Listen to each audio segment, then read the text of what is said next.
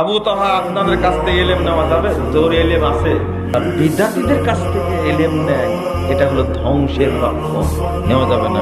এক শ্রেণীর ঘুমটাওয়ালা আছে, জিহাদের নাম শুনলে পিছন দিয়ে দৌড় দেয়।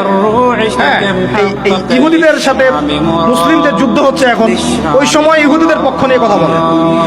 এরা আমাদেরকে বলে যে এরা খারিজি হয়ে গেছে, এরা এদের আকীদা ঠিক নাই, এদের মানহাজ ঠিক নাই।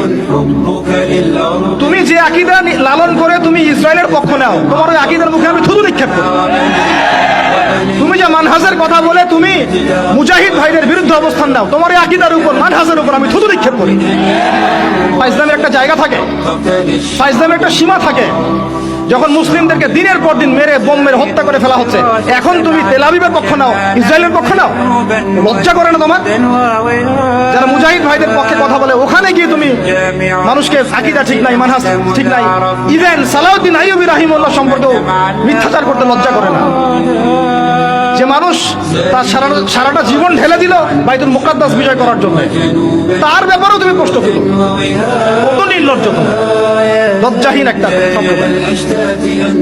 যার নুন খাচ্ছ তার গুণ গাচ্ছ, এই তো আর কি বিষয়টা। এই যাদের নুন খাচ্ছ এখন তার গুণ গাচ্ছ।